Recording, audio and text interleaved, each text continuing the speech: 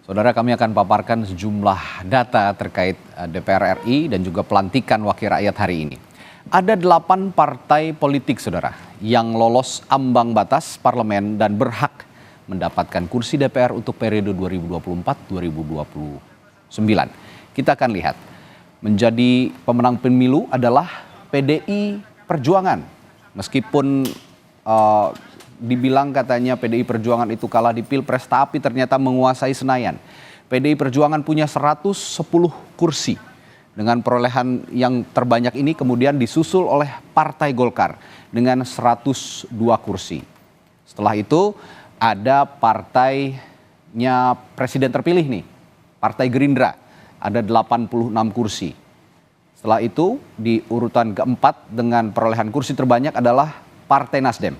Partai Nasdem punya 69 kursi. Jika dilihat pada pemilu sebelumnya, pada pemilihan anggota DPR sebelumnya, perolehan di tahun atau di periode sebelumnya ini memang cukup signifikan naik ya. Nasdem menjadi 69 kursi. Disambung juga oleh Partai Kebangkitan Bangsa.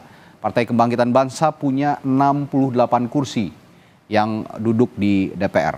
Dilanjutkan oleh Partai Keadilan Sejahtera, 53 kursi.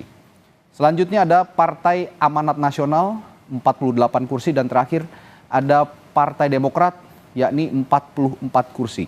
Kalau kita perhatikan, dari 1, 2, 3, 4, 5, 6, 7, 8 partai politik yang ada di DPR saat ini, ada satu partai politik yang biasanya ada di Senayan, biasanya ada di DPR tapi tidak lolos ambang batas, yakni Partai Persatuan Pembangunan. Ini adalah perbedaan komposisi partai politik yang ada di DPR pada periode sebelumnya dengan periode 2024-2029. Nah, sementara itu saudara, yang juga menarik, ada sejumlah selebritas yang kembali mewarnai parlemen kita.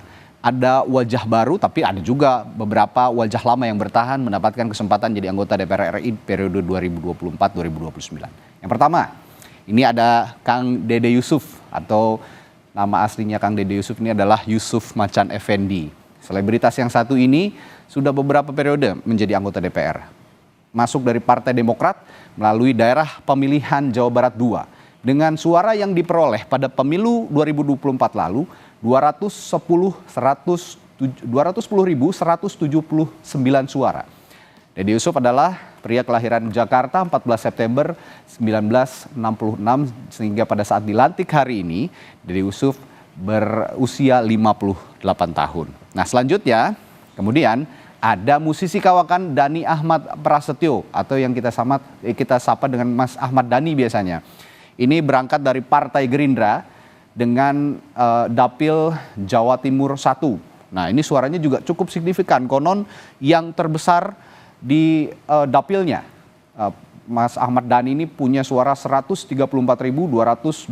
suara. Ahmad Dhani lahir di Surabaya 26 Mei 1972, sehingga pada hari ini dilantik menjadi anggota DPR di usia 52 tahun. Selanjutnya, ini juga yang berkali-kali menjadi anggota DPR RI. Ada selebritas yang juga politisi, Primus Yustisio. Primus ini berlatar belakang partai politik, Partai Amanat Nasional, dan berangkat dari daerah pemilihan Jawa Barat 5. Primus juga tidak kalah punya suara yang tinggi pada saat pemilu 2024 yang lalu, yakni 128.892 suara.